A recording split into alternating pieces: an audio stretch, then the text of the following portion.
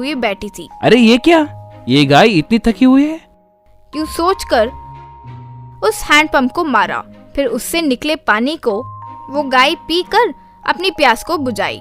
राकेश उस गाय से, अगर मेरी तरह तुम्हारा भी कोई नहीं है, तुम मेरे साथ रह सकती हो। वो गाय उन बातों के लिए अपना सर हिलाई और तब से वो राकेश के साथ रहने लगी।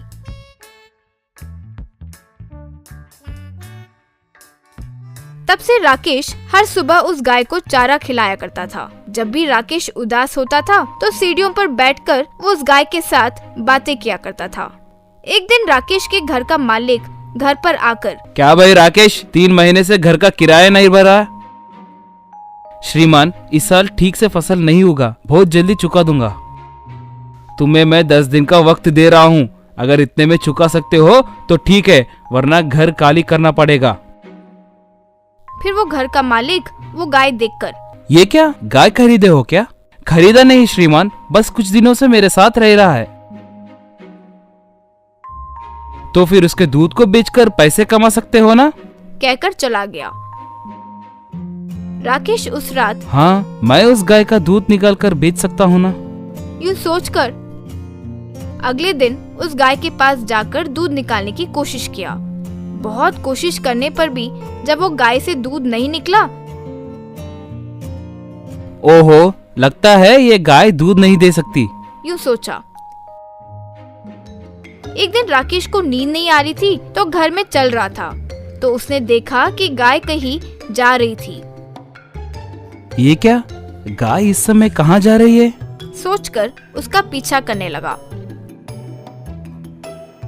तो वो गाय यूं जाते जाते एक बिल के अंदर दूध देने लगी।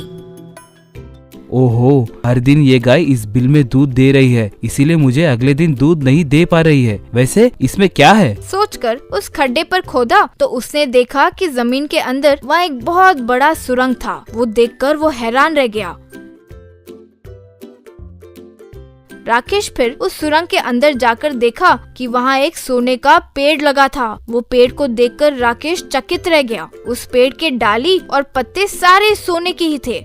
ये क्या माया है, इस पेड़ के डाली और पत्ते सब सोने के हैं? शायद वो गाय इससे ही दूध दे रही होगी, सोचा।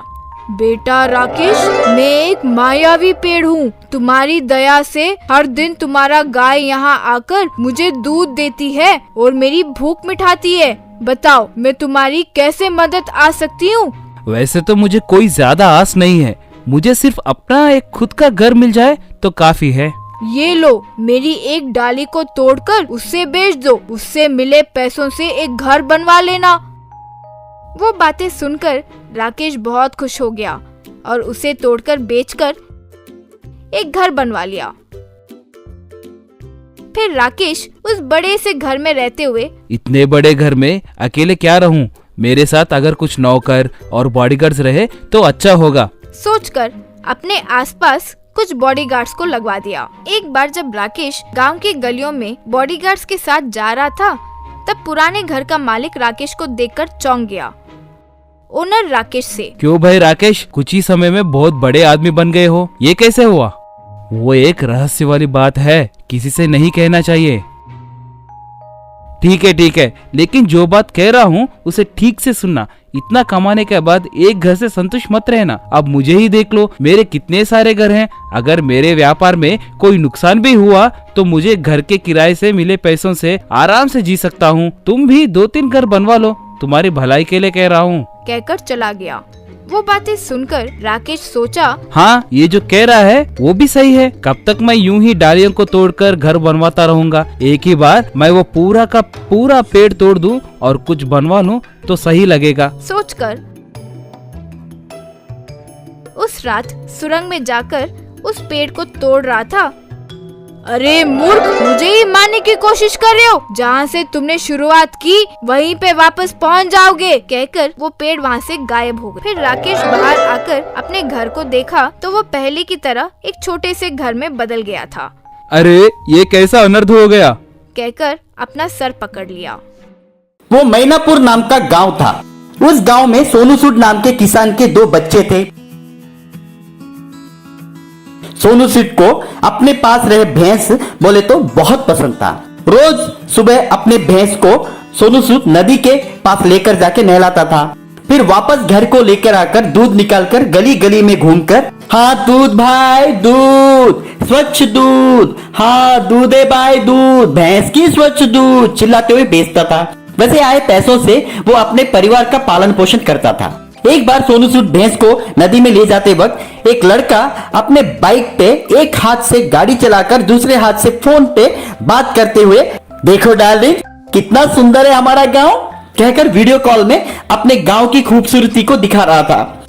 सोनू सूद की भैंस उसके सामने जब आए वो कंट्रोल खोकर नीचे गिर गया। ओ नो माय फोन कहकर अपने फोन को उठाते हुए, oh no darling bye skid हो गया, ये भैंस सामने आ गए ना, कॉल यू लेटर कहकर फोन कट करके सोनू सूद से, क्यों भाई देख के नहीं आ सकते हो क्या, थोड़े में मेरा फोन टूट जाता कहकर गाली देकर चला गया। आजकल के नौजवान को जिंदगी की कीमत समझ में नहीं आती है। जब से ये सेलफोन आया है सेलफोन को ही जिंदगी समझ बैठे हैं, पर अपनी जिंदगी के बारे में नहीं सोच रहे। छी छी बेकार लोग कहकर गाली देकर चला गया। घर पे आने के बाद बेटी, पापा मुझे एक सेल फोन चाहिए प्लीज पापा।